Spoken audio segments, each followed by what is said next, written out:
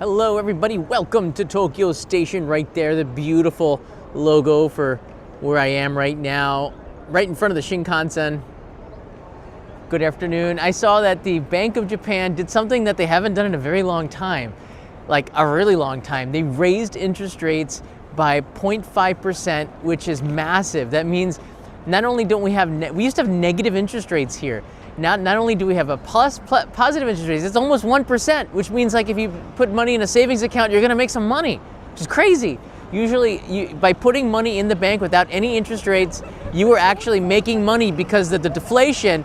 Having cash meant that the value would be lost, just with that, which is typical. But like it didn't make a lot of sense. But now we have positive interest rates, and this hike today makes the Japanese yen get a little bit stronger. Already I'm seeing the yen just start to tank a little bit.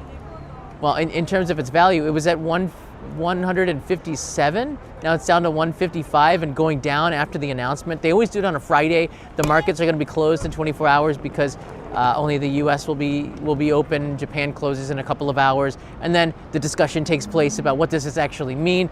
A lot of this has to do with the Trump administration coming in, a very strong pro-business administration. There's a lot of positivity around that growth, business-wise, and that's making decisions in Japan a little bit different. Now, the Bank of Japan was saying like we're not, and Ishiba, who is the prime minister, said we're not going to be raising interest rates. We're not going to be messing around with or manipulating the currency.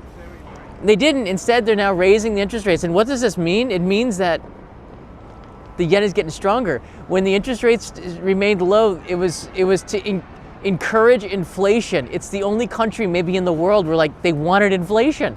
They wanted prices to go up. But now it seems like there's a decent amount of growth in Japan where the Bank of Japan is starting to, I know, positive interest rate, right? It was like, I think it was 0.25%, and now with the 0.5% increase, it's at 0.75. Whoa, that's kind of a big deal. And let's look at this article. The Bank of Japan raises policy rate by 0.5%, highest in 17 years. Seriously, this is a kind of a big deal. It's getting a little bit of noise. It just happened. Bank of Japan on Friday raised its policy interest rate to 0.5% from 0.25%, the highest level in about 17 years, amid expectations for wage hikes in the year's annual labor management negotiations.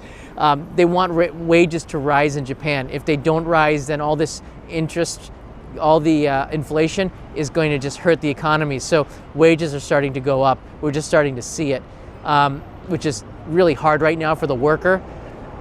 I'll talk about it in a second. The BOJ said it will continue to raise the key short-term rate if the economy and the prices move in line with its expectations. It seems like it is. The bank also lifted its projections for the core consumer price index, including volatile food prices for the 3 years through fiscal 2026, and its outlook released the same day, citing a recent surge in rice prices and a weaker yen pushing up prices of imports. Right now, the yen is so weak that every Japanese company wants to be abroad, like Uniqlo and sake makers, for example. I was at a sake makers big press conference yesterday.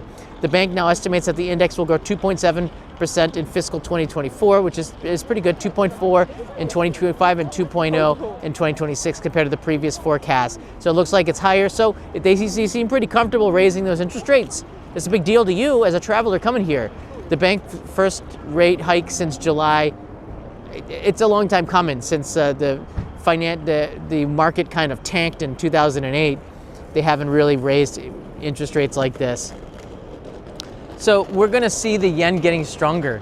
And if you're a traveler coming here to Japan, your purchasing power is going to go down slightly. I don't think it's going to be a massive hit, but I do expect this year to see like some normalcy around 135 yen to the dollar. Now, historically, it's going to fluctuate up and down. I mean, if you just go at the long term, what is this the one? So this is the last 5 years. So no, this is the last like 25 years. And you can see the prices just normally fluctuate. And for a very long time, the yen has been extremely weak, in particular since the era that we couldn't come to Japan, and YouTube should stop not allowing me to use the word. It's now sort of in the history books, but still we can't say COVID on here without some disclaimer. but it's been going up and down and kind of stabilizing around the 150 range. And I think with the interest rates, that was the one thing that was holding the yen back from normalizing to like the 105. 100 yen to the dollar has historically, in my 25 years of being here, been the norm. And for a lot of you traveling here for many years, that's sort of been the norm. 100 to 105 to the dollar, typically. We've seen it down to 78 yen to the dollar, and we've seen it double to 160 yen to the dollar, more than doubled. So it's doubled. So, I mean, historically, it's the ups and downs. I think it's going to solidify in 2025 to like 135. It might go back up again. I don't know. The U.S. economy, again, there's so much. I really like what, economically speaking, what Trump is doing. I know the Canadians are freaking out with the tariffs and all this. This is just a negotiation ploy. Don't do anything and see what happens, or start to come to the table and discuss things. It's so smart. He's got everybody panicking about what happens if this happens. We'll go to start negotiating with the man, and we'll see. So I'm kind of excited. It seems like things are pretty positive. In Japan as well, there's a lot of discussion that a strong U.S. also means a strong Japan. So these are all really good, positive changes, economically speaking. And tourism has never been better. Last year they released the numbers, and it came out to, what is it, 37 million? Approximately 37 million visitors visited Japan, breaking the 2019 record. And tourism is expected to go over 40 million this year. That's still a fraction of what France is. France is at 100 million tourists. Imagine. Oh, those poor people in Paris. Talk about bad tourists. France has it worse than anywhere else, probably, with over tourism. Italy as well. But Japan is getting in that category now, the top 5 or 10 countries, and it's not a big country, you know. And a lot of that tourism is just between Tokyo and Kyoto. So in my main channel, I'm going to be taking you to places outside of it. That stinks. Sorry about that. I try to clip it onto my shirt instead. A couple of shout outs while I got you here. So I plan accordingly. Grace, your June postcard, you didn't get it, so I'm resending it. Like, it's going in the box, resending it. So that's going in the box right now. I send out the postcards every month. You guys should be getting the postcards from January, at least you should have. And I'm sending out the daimyo packages. You see my bicycle? I don't know how I'm gonna get home. Do you see that, the bag on the back? These are like these sakura flavored, sakura tea flavored cookies that I'll be putting in the daimyo boxes. I'm sending them out today. I don't know how I'm gonna get them back. It doesn't fit in the baby seat. Oh my goodness. I'm gonna have to shuffle it around before I can get home and take them to the post office before 4 p.m. today. So there's a lot of stuff going on here. But you know, I wanna say thank you for all the people who've been supporting on Patreon for a very long time. You guys made 2024 possible. 2025, I wanna bring that content where I'm getting on that Shinkansen and getting you off of the beaten path and off of this area. And they're not gonna be viral videos, they're gonna be good videos, I think. It's gonna show you the Japan that I know. And that Shinkansen train is right up there, past that craft beer place. It's right up there. Peter and I have had a couple of brews up there. So there you go.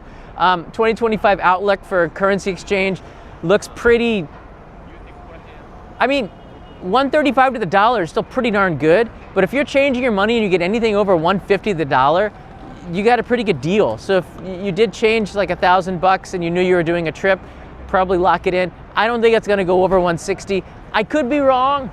It's a really hard thing to talk about it, but when you come to planning your trip, giving you some kind of an estimate is kind of important. So if we know that the yen is gonna be getting stronger compared to the dollar, at least because of the interest rate hikes, which are huge, more so than some of the data on the power of the American economy, the interest rates make the yen a safer currency again, and that's kind of a big deal. So, Saya, you'll be getting those cookies. I think pretty soon the mail's moving a lot faster now. And don't trust, one last note, I'm gonna do a couple of episodes of Tokyo Station over the next couple of days as well on travel for 2025, but don't try to make your trip match up with the dates of the cherry blossoms. You really can't do that. Last year, the announcement was that it was about the similar as this year. They always do it the same. And then guess what happened? there was a cold spell in February in the end and the beginning of March, and the blossoms didn't come out until April. And then everybody who came when they thought the blossoms were going to be starting, they missed it, including that tree right there. That's a cherry blossom tree. So don't try to plan your trip for the cherry blossoms. The safest date is probably like the last 3 days in March. You're gonna hit cherry blossoms in Tokyo. But if you miss the cherry blossoms in Tokyo, guess what? Take a train, go north or go up to a mountain and you're gonna catch it again. It's as easy as that. It's better to come a little bit later than a little bit earlier. That's my advice to you. So don't plan to come here like March 15th and then you're gonna catch the cherry blossoms. Plan to come here like March 25th or 26th, and then you should be either seeing them the start of it or you're gonna be right in the middle of it. That's probably the safest bet. 27, 28 might be better. April, usually it's starting, it could be ending or it could be in the middle of it. So, but by April 10th, it's almost always done in Tokyo. So my guess would be, the best time would be March 26th till April 5th. That is like a sweet spot. We got a lot of people who missed it. They missed cherry blossoms. They got here too early. You can't do it. So I'll give you updates on that as much as possible. All right, guys, thanks so much. If you haven't already, go check out this video on Japan Post. This postman, every day, he's climbed, I estimated 3 million steps on his route, climbing up Yamadera, analog mail in a digital world. It's a really good story to start 2025 to remember that, gosh, these postal workers in Japan that send these postcards and packages to you, they're working pretty hard here. I think it was a pretty inspirational story to see Yamadera, which is one of the most beautiful places in Yamagata with Ginzan Onsen. You can go and check that out on the main channel. Leave me a comment. I love it when you leave me a comment. Let me know what you thought of this mailman.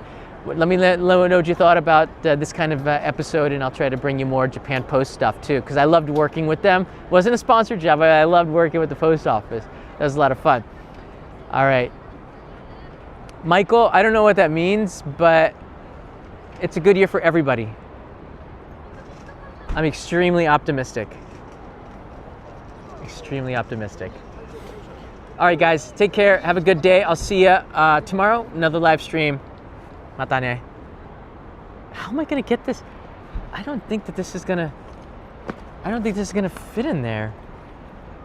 It's gonna be hard.